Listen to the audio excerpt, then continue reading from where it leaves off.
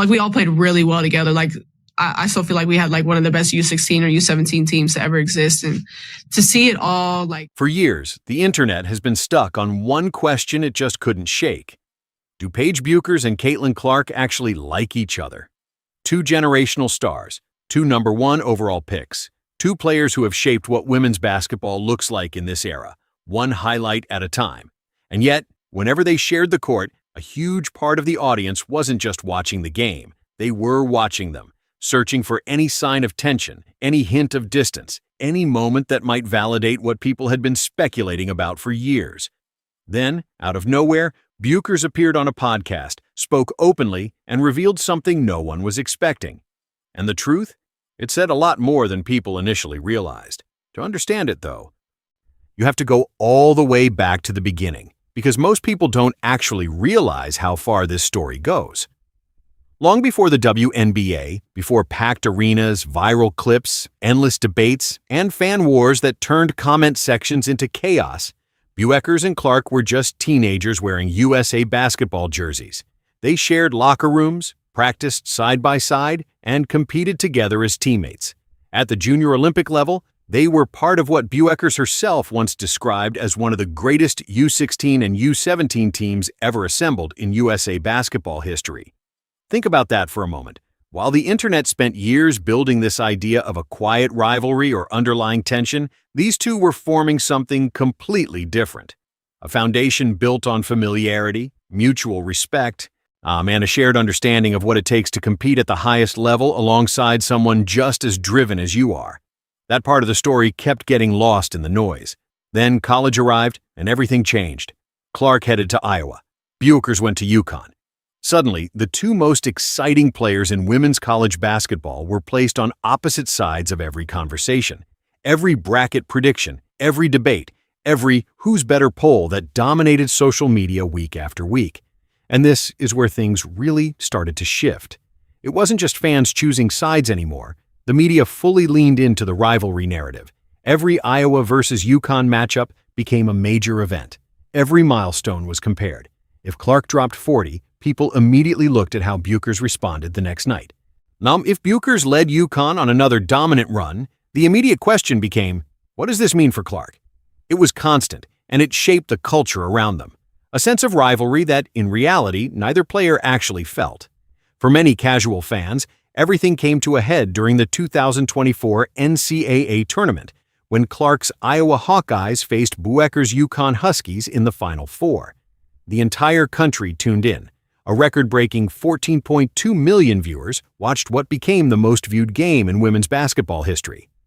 Iowa edged out a 71-69 win, sending Clark to her second straight national championship appearance. The energy was unreal, the performances were elite, and the rivalry reached its peak on the biggest stage. But here's what often gets overlooked. Even in that moment, with everything at stake, there was no real tension between them. No cold stares, no subtle jabs after the game, just two elite competitors who fully understood each other's level. The drama lived in the crowd and online, not between the players themselves. After Clark's college career ended without a championship, she was selected first overall by the Indiana Fever in 2024 and immediately changed the trajectory of the WNBA. Her rookie numbers were incredible. Over 53 professional games across 2 seasons, she averaged 18.5 points, 5.5 rebounds, and 8.5 assists per game, earning Rookie of the Year and All-WNBA first-team honors in her first season. TV ratings surged to historic levels. Arenas that had struggled to fill seats were suddenly packed. Clark had done something truly remarkable. She made the entire country pay attention to women's professional basketball in a way it never had before. Then, the following year, Paige Bueckers entered the league through that same door, selected #1 overall by the Dallas Wings, and the expectations were massive. Bueckers delivered. In her rookie WNBA season, she averaged 19.2 points, 3.9 rebounds, and 5.4 assists per game. She earned an All-Star selection and was named to the All-WNBA second team. She also dropped an incredible 44 points on 17 of 21 shooting against the Los Angeles Sparks, one of the most dominant individual performances the league had seen in years. The Wings weren't viewed as a marquee franchise heading into the season. But Bueckers instantly shifted that perception. With Caitlin Clark already established as the face of the Indiana Fever, the WNBA suddenly had what it had been searching for, a pair of stars in their prime, on different teams, seemingly destined to collide every time they faced off. But there was one major issue. Clark got injured. A string of injuries starting in May 2025 disrupted what was supposed to be the first full season of their professional rivalry. She played in just 13 games that year. The one matchup fans did get, Indiana versus Dallas on July 13, 2025 at Gainbridge Fieldhouse, felt more like a preview than the real thing. Clark scored 14 points. Indiana won 102-83, and before the game, the two shared a hug. Then the season slipped away, and with it, the chance for the rivalry to truly grow the way everyone expected. That brief moment between them said more about their relationship than years of speculation ever could. And this is where things take an even more interesting turn. While Clark worked her way back from injury, something else was quietly coming together behind the scenes. USA Basketball was building a new era, with Sue Bird stepping in as managing director and Dawn Staley leading as head coach. The program began assembling a roster for the 2026 FIBA Women's World Cup that immediately caught attention. The group included both Clark and Bueckers, alongside Angel Reese, Camila Cardoso, and a mix of Olympic gold medal veterans from Paris. For the first time in years, Clark and Bueckers wouldn't be opponents. They'd be teammates, wearing the same jersey. Bueckers even gave the group a nickname right away, calling them the Young and Turnt Squad, a phrase that perfectly captured the energy they were bringing into the program. And that energy really came alive during training camp at Duke University in December 2025. But it wasn't the kind of tension fans had imagined for years. It was something entirely different, the kind of chemistry that gets basketball insiders genuinely excited. Three of the biggest names in the sport, Clark, Bueckers, and Reese, were running drills together. Clips from camp started circulating online, showing them moving through shooting drills, passing sequences, and full-court runs with surprising cohesion. In one sequence, Clark fed Reese, got the ball back, swung it to Bueckers, and she knocked down a three. In another, Clark was on the receiving end of the play. It all looked incredibly natural for players who had spent years competing against one another. Fans couldn't get enough. But one comment summed it up perfectly. A Clark-Bueckers backcourt with Reese in the frontcourt would be an absolute problem. And it was an exaggeration. Around that same time, Bueckers appeared on Not Gonna Lie podcast, and that moment became the one everyone keeps pointing back to. Because that's when she finally addressed everything, clearly, directly, and without holding anything back. She leaned into the conversation and confronted the rivalry narrative head-on. And what came out wasn't damage control, it was clarity. She reflected on playing alongside Clark in high school on that junior Olympic team, how their paths kept intersecting through college, the draft, and eventually the pros. And then she delivered the line that cut through everything. It's wild how people have been trying to pit her and Caitlin against each other for so long, when in reality, they're cool. They're friends. Just like that. No drama, no hidden meaning, no carefully crafted answer to keep speculation alive. She said it plainly, and she meant it. But what made it even more compelling was that she didn't just defend their friendship. She also explained why the rivalry narrative exists in the first place, and why it never confused her. She pointed out that both she and Clark understand how media works. When two players are at the top of the same sport, they're going to be compared, pushed against each other, turned into a storyline, because that's what drives attention. And she wasn't bitter about it. She wasn't frustrated. Maybe she simply recognized it for what it was. A narrative the outside world needed far more than they ever did. That level of awareness, especially from someone still in her early 20s, is rare. And it's a big part of what makes Bueckers so compelling. She sees the game around her clearly, without letting it distract her from her path. Clark, on her end, has shared a nearly identical perspective. Speaking ahead of their lone professional matchup in 2025, she didn't hesitate. She described Bueckers as smooth, praised her confidence, and admitted that watching her play is genuinely enjoyable, because there's something magnetic about a player who embraces big moments. She also made it clear that they've always been on good terms, even if their careers, different schools, different cities, different teams, meant they weren't constantly in touch. The respect has always been there, and it shows. The appreciation between them feels real. It doesn't come across like rehearsed PR. It feels like two elite competitors who've grown up watching each other and pushing the standard higher. But here's where things take a turn. The fan bases. Because while the players respect each other, their supporters, that's a completely different story. Bueckers even laughed about it.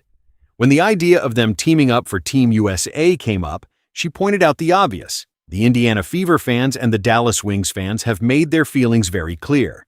The tension goes both ways, online, in arenas, across every platform where the game is discussed. And she found it funny, because in her eyes, the players are fine. It's everyone else who might need to adjust. She joked that bringing those fan bases together, even temporarily, would be entertaining. Everyone's just going to have to get along for a little while. It's the kind of comment that cuts straight through the noise. Now, the real question is whether what they showed in training camp can turn into something bigger, not just in qualifiers, but on the Olympic stage. The 2028 Los Angeles Olympics is already looming, and the idea of a Clark-Bueckers backcourt chasing gold on home soil has the entire basketball world paying attention. With Sue Bird and Dawn Staley shaping the future of the program, it's clear this new generation is the next wave. The veterans from Paris are gradually stepping aside, and the transition is already underway. That said, there's a reality fans need to accept. Neither Clark nor Bueckers is guaranteed a starting role on the senior national team right now. The experience gap still matters. It's not the most exciting truth, but it's an accurate one. What it doesn't change, though, is the long-term picture. The WNBA has already made its intentions clear for 2026. The league is leaning heavily into Clark versus Bueckers as its headline rivalry. The Indiana Fever and Dallas Wings are set to open the regular season against each other on May 9th, one of the most anticipated season openers in league history, and they're doubling down on it. The preseason matchup on April 30th at Gainbridge Fieldhouse is built on the same idea.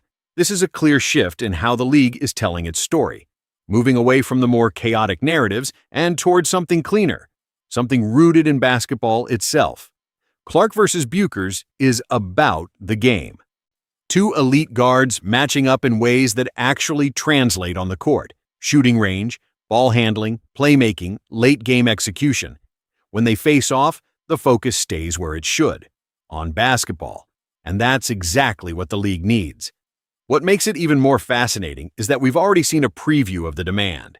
A June 2025 regular season game between Dallas and Indiana in Texas drew a sold-out crowd of 20,049, a franchise record for the Wings, and became one of the most watched regular season games in league history. And Clark didn't even play. Now imagine the version where she's healthy, where both stars are at full strength, where the league has had an entire offseason to build the moment. You don't need to exaggerate what that matchup could become. The demand is already there. It just needs the spark. Note what Bueckers did on that podcast carried a quiet kind of weight. She didn't just stand up for her friendship with Clark. She pushed back against the entire system sports media often leans on to drive attention. She was essentially saying, we don't have to dislike each other for this to matter. And she's absolutely right. The rivalries that actually last in sports aren't built on hatred. They're built on respect between two competitors who force each other to grow. Think Bird and Magic, Serena and Venus. These weren't athletes fueled by dislike. They were driven by what they saw in each other, the standard, the challenge, the motivation to get better. That's the dynamic Clark and Bueckers seem to share. Every time one of them raises the level, the other responds by finding a way to meet it or surpass it. And here's the reality that ties everything together. The story of Paige Bueckers and Caitlin Clark is still just beginning. They've only faced each other once in a professional regular season game. Just once. The real rivalry, the one that actually plays out on the court, with both players fully healthy and fully locked in, is only getting started. Team USA offered a glimpse of what they look like as teammates, and it's incredible to watch. The WNBA schedule is setting up at least 4 matchups between them in 2026, and the Olympics are sitting in the distance like a goal neither of them is willing to stop chasing. The fans will keep debating. The media will keep pushing the rivalry narrative. It's too effective not to. But underneath all of that, the truth is exactly what Bueckers said. They're cool. They're friends. And they've been pushing each other forward since they were teenagers wearing USA across their chests. The rivalry was never really theirs. It was ours. For years, the internet has been stuck on one question it just couldn't move past. Do Paige Bueckers and Caitlin Clark actually like each other? Two generational talents, two #1 overall picks, two players who have redefined women's basketball in this era, one highlight at a time. And still, every time they shared the court, a huge portion of the audience wasn't focused on the game. They were focused on them, watching closely, looking for tension, for distance, for any moment that might confirm what people had been speculating about for years. Then, unexpectedly, Bueckers sat down on a podcast and said something no one saw coming. And what she revealed carried more weight than people initially realized. To really understand it, though, you have to go back to the beginning, because most people don't realize just how far this story goes. Before the WNBA, before sold-out arenas, before viral clips, endless debates, and fan wars that turned comment sections into chaos. Bueckers and Clark were teenagers wearing USA basketball jerseys, sharing locker rooms, running drills together, playing side by side as teammates.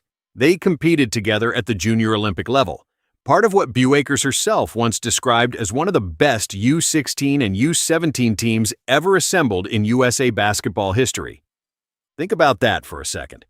While the internet spent years building this idea of tension and rivalry, and these two were building something completely different, a foundation of familiarity, respect, and a shared understanding of what it means to compete at the highest level alongside someone just as intense as you are. That part of the story kept getting lost in the noise. Then college happened, and everything changed. Clark went to Iowa. Bueckers went to UConn.